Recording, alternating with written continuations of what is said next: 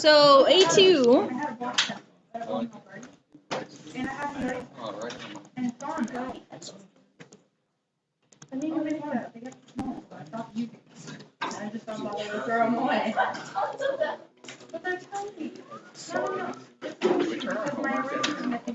Not yet. You are going to have to. All right.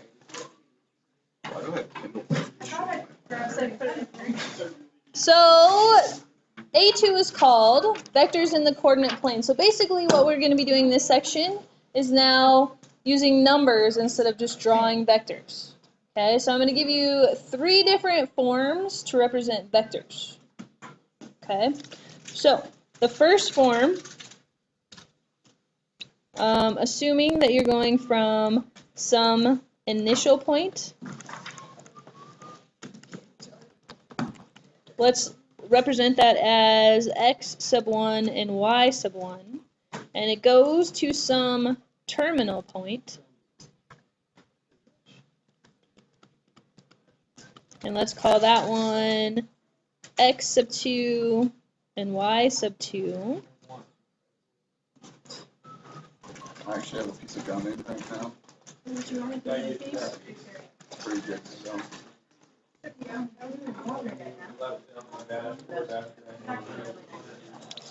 Okay, so component form is simply, looks like this. Let's say we have vector v.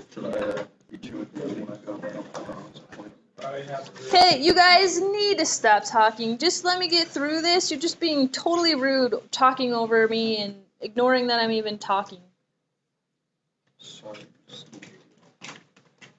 Okay, so component form looks like this. I have vector v equaling, let's call it an x and a y value. You guys shut the tablets, pay attention. Thank you.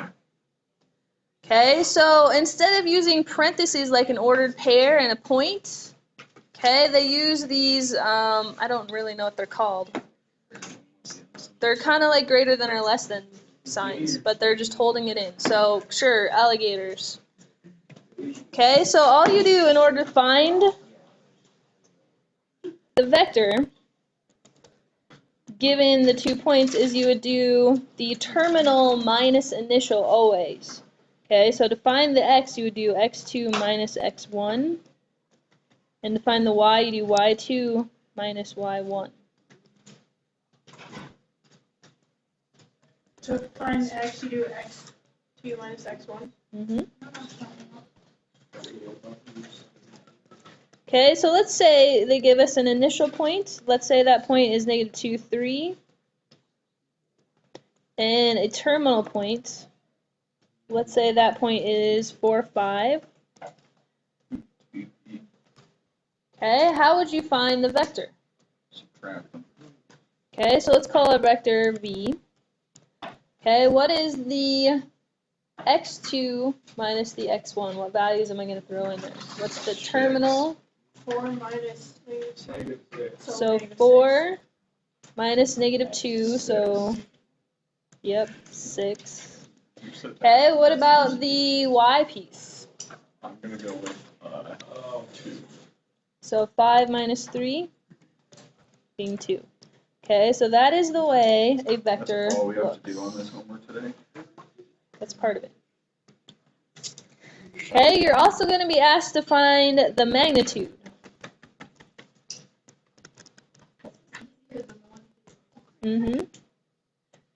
Okay, so the magnitude is always the length. I spelled magnitude wrong. Oops. Oh, you did already. Okay, remember that magnitude is the length of the vector. Okay, so if they're asking us to find the magnitude of our vector, let's say x, y is our vector. Magnitude, okay, so that symbol right there that I just wrote kind of looks like 2 absolute value signs next to each other. That is just simply the notation for magnitude of a vector. Okay, all you do is you do Pythagorean's theorem. Okay, so it is simply the square root of x squared plus y squared.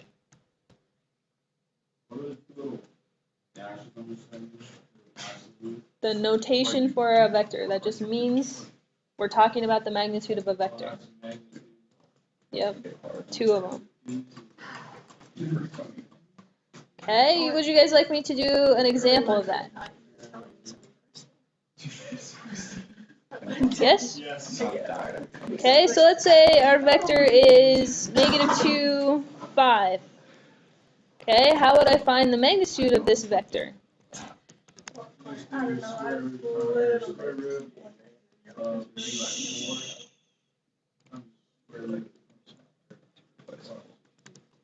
Good. So, good. Okay, so just so you know, magnitude would always be represented as an exact value, so do not convert it into a decimal form unless it breaks perfectly into a decimal. Otherwise, leave it in its radical form. Okay? Isn't it the negative? Oh, it's plus. A negative squared is a positive. Alright, so the next thing they're going to have you do is add and subtract vectors.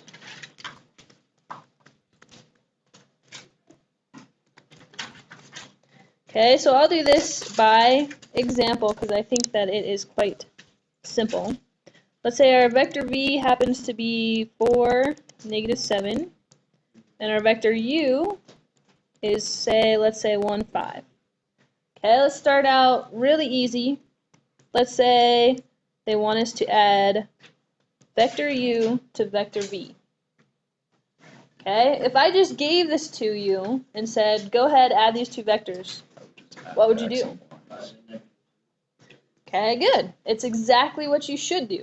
Okay, all you do is you simply add the x's together and you add the y's together. Okay, so 4 plus 1 is 5, and -7 plus 5?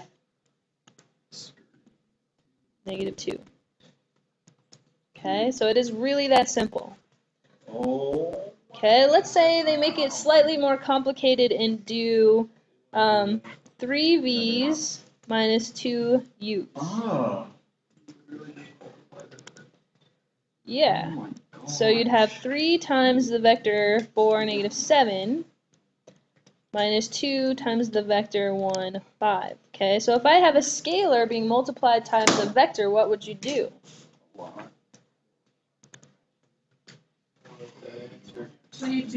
So you just multiply it through 12, -21, 2, and 10, and now we're subtracting vectors, so I would just simply subtract the x's and subtract the y's. So it's 12 minus 2,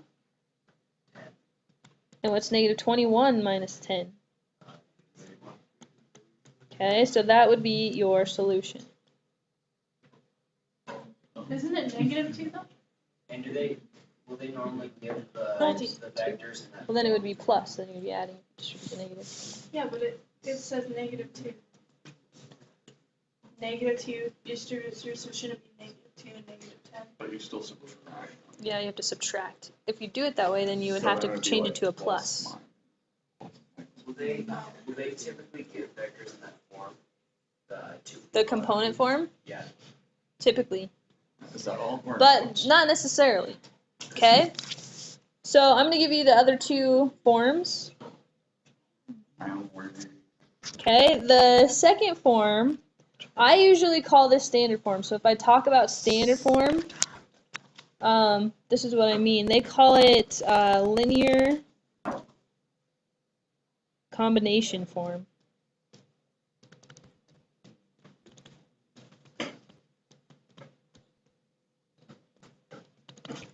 Okay, so let's say I start with a component form. Let's say my vector, again, is just call it xy. Linear combination form looks like this. xi plus yj.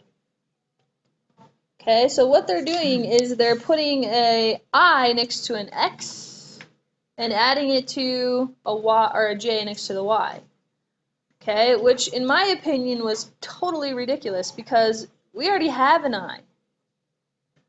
If I give you an I, what does I usually represent? That one thing in the Square root of -1. Okay, so what you need to understand is this I is not the same I as the square root of negative 1. Why is that a What if we J? find an I? Because they made it a j.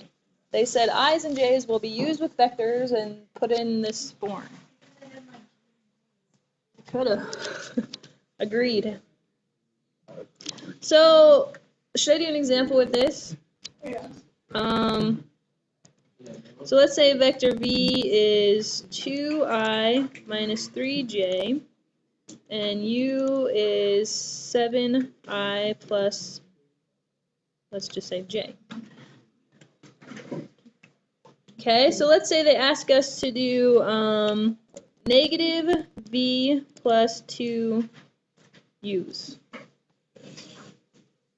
Okay, so it's really like substitution. I'm going to do negative times 2I minus 3j, and add that to 2 times the u vector.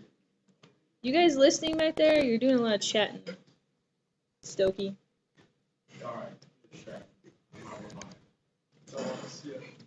Where are you getting the 2 from? Oh, 2U. That would be given. Okay, so then I would just distribute the negative through, so negative 2I plus 3j, distribute the 2 through the second quantity, 14I plus 2j, and then what would you do?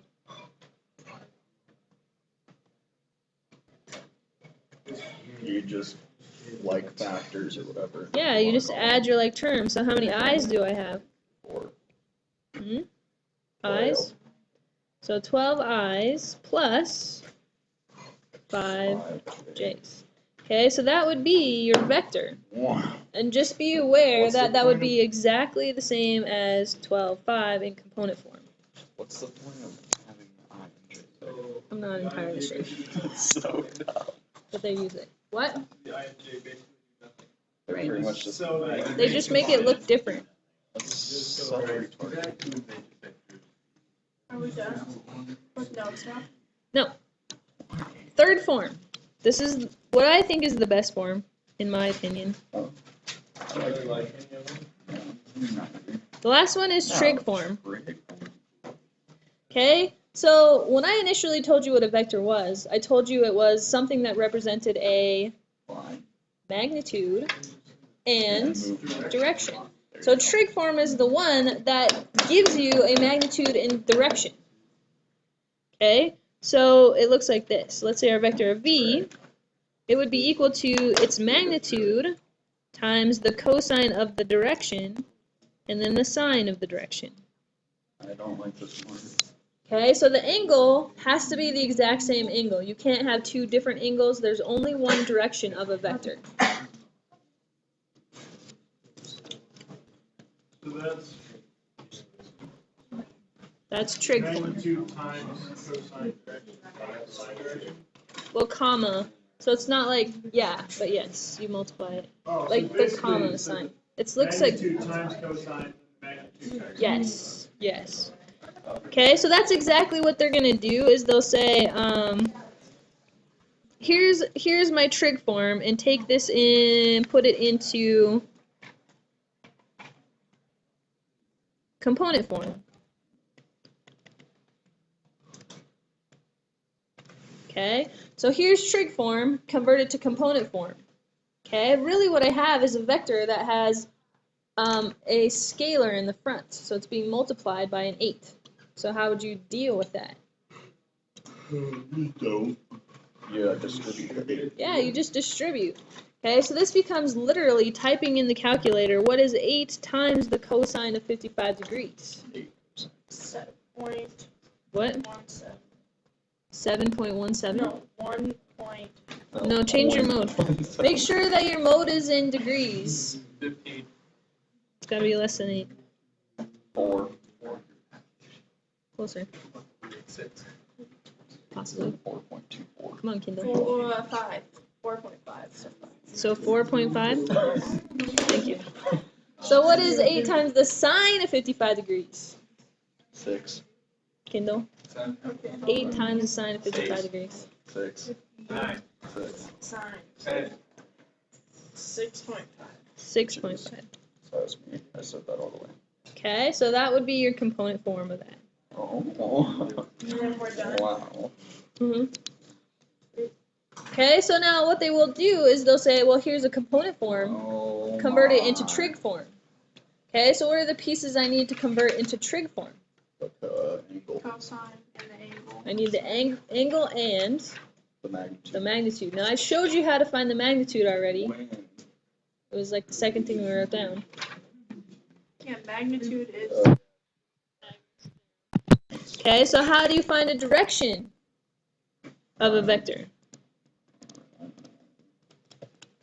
Okay, so here's how you find a direction of a vector. You do Write this down. Can you write it down? tangent of the angle is equal to, guess, y over x? Kaden, why don't you put that phone down and look up and try to pay attention? There you go. Okay, so does that look familiar at all? No. Like, didn't we... I feel like it should. True, it is rise over run. But also, like what we did with the unit circle, right? Y over x. Oh. Alright, well, let's do a quick example to make sure you got this. Okay, tell me what the direction of this vector is. Let's do 2, 8. Okay, what would I do? How would I type this in the calculator? 8 divided by 2. So you do tangent. So the angle is, if I'm finding an angle, what do I always type first? Tangent of y. Side of y. What do I have to type first? Y over x. The inverse. Okay, remember, anytime you're finding an angle on the calculator, you always have to do the inverse. 75.9, so 76. 76 degrees. Yeah. Okay, so think about this. Does this make sense that this would be 76 degrees if I went to the point 2, 8? No. Does this look like it's a 76 degree angle? No. Looks like 78. Yeah, I'm thinking more 74. Thanks, Tanner. Okay, so I'm going to go with yes, but what about this one? Oh, you're throwing a negative at us. bro. Oh. Okay, what about this scenario? If you type this in your calculator, you type second tangent of 6 over negative 4. What do you get? Second and 6 divided by -4. Negative 56. Negative 56 degrees. Now check this out. Is that going? If I plot negative 4, 6, I go to the left 4, down 6. There's my vector. Is it going up like the? Does that look like Is it negative going- 56 degrees to you? I think it's going off the Is left. 56 down from? Was it supposed to be negative 56?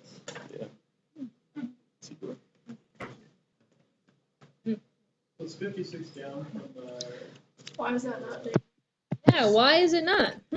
How am I going to get it there? Add 180. This is the angle it's giving me.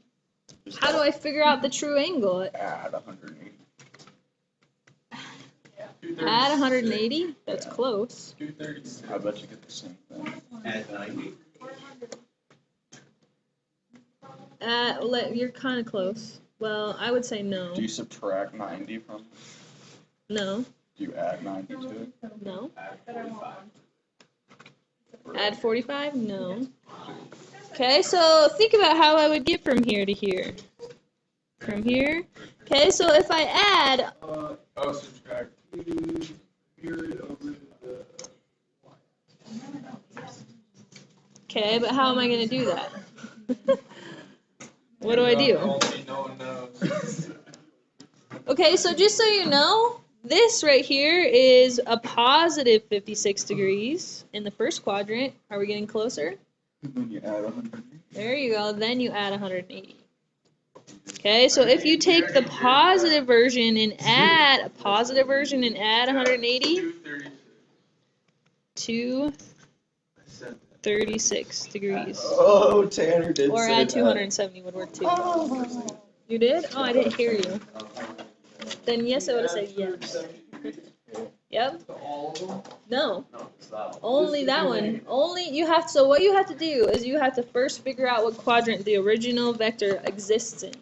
If the original vector exists in the first quadrant or the fourth quadrant, the angle will be true. Whatever you type in the calculator, that will be the answer. But if the vector exists in the second or the third quadrant, you have to either add 180 or add 270 degrees, Depending on which quadrant. depending on which quadrant. Quadrant 2 is.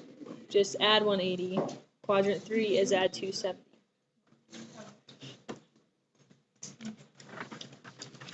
All right, last thing. Oh, I thought we were done. Oh, nullity. Did I say that?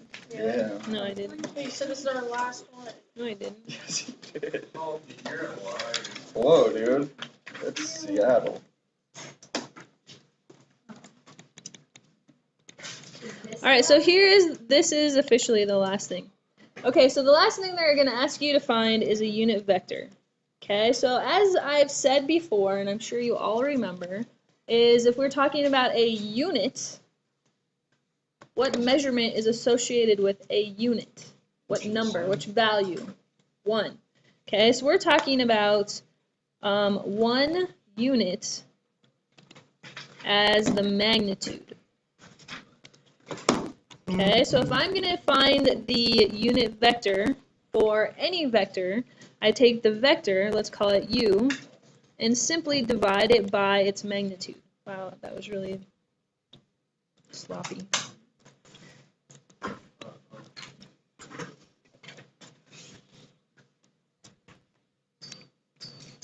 U divided by its magnitude.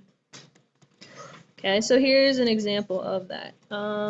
Let's say we have 3, -5 is my vector, and they ask me to write the unit vector for this. Okay, so I need to come up with a vector that has only a magnitude of 1, but it happens to be in the exact same direction. Okay, so I know what the u is. I've got the top, but on the bottom I need the magnitude. So how do I find the magnitude of this vector? You do The the square root or whatever. So x squared plus y squared square root it. Yep. Exactly. So we got 9 plus 25, which is 34. Can I break the square to 34? No. No. Okay, so the unit vector is going to be the x piece divided by the magnitude, and the y piece divided by its magnitude. Okay, so can I leave it like that? Oh, No. can you go back? Whoa, what happened? Sorry, That's how it flowed. that was weird. It's like a random. Damn technology. Throwing everybody There it off. goes. So I should technically write this as 3 square roots of 34 over 34, and -5 square roots of 34 over 34. And that would be a 1 unit vector that had the exact same direction as 3, -5. Awesome? Wait, I don't know how you got that. I just took the vector and divided by its magnitude.